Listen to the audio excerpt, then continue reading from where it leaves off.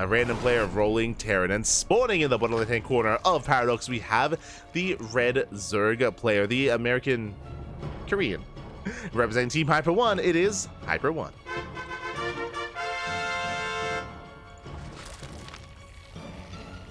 And spawning in the top right-hand corner, we have the pink Terran player, representing the Brood War Terran, representing Team PCEC. It is our pink Terran. I'm not sure as to their name, so I do apologize. But I do know that PCEC is a Chinese team. It is a Chinese team. So we are selling in. And of course, they did roll random. They did pick random, and they rolled Brood War Terran here instead. And we are spawning into Paradox. Now, again, if you're unfamiliar, this is an island map. It's been a very long time. It's been years since we've had island maps in SC2 at least, so it's great to see them make a resurgence here in StarCraft Evolution.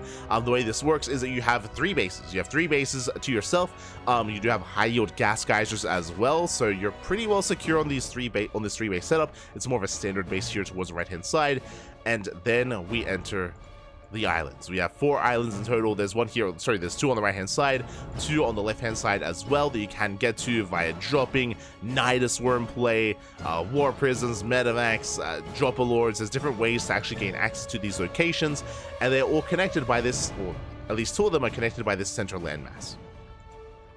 There is a center landmass that you can use to try to lay siege upon some of these locations, with tanks, with better positioning, with cannon rushing even.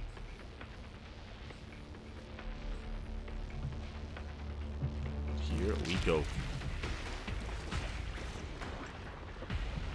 And I'm curious how HyperONE is going to approach this. I mean, typically we have seen things like Mutaplay, for example, or Nidus all-ins. I'm not too fond of the Nidus all-ins. I do think it is a little bit easier to defend against them, especially because, you know, you have you're an island and you have quite limited space to actually make use of to go for those Nidus Worms. Meanwhile, it is going to be 3 CC out of the Terran. Let's go.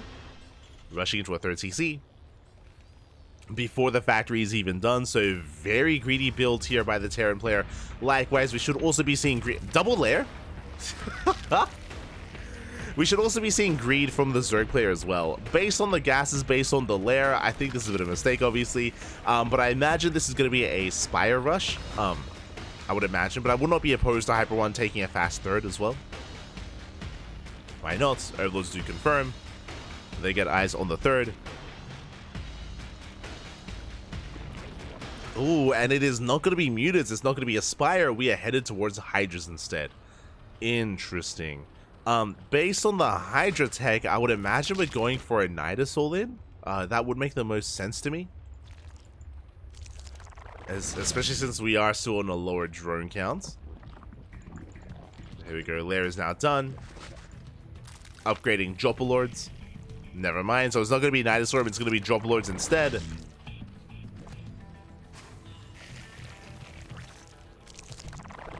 Here we go, as the Overlords are going to be amassing, and Hydras likewise as well. So I was looking forward to maybe a longer kind of game setup. We do have our Terran player going for his tech of choice, going into mass Wraith, double Starport into Wraith production. Meanwhile, Hydras are amassing for HyperONE. Oh boy. And I also just realized this Brood War versus Brood War, so it looks like this wasn't a tournament game. It looks like this was more of a custom game set up for our players, as we do never get Brood War versus Brood War in tournament play. Here we go, we're getting ready here. Overlord speed almost done. New test Carapace. Alongside Ventral Sacks. And here we go. Here comes the all-in. Meanwhile, across the map, still getting into the control towers to research Cloak, I would imagine. And the Dropper Lords are ready. And we're about to send it. We're going for the 2 base all-in. We are going to be moving out. Back at home, the Wraith is going to be shutting down the Overlords. More Wraiths on the way.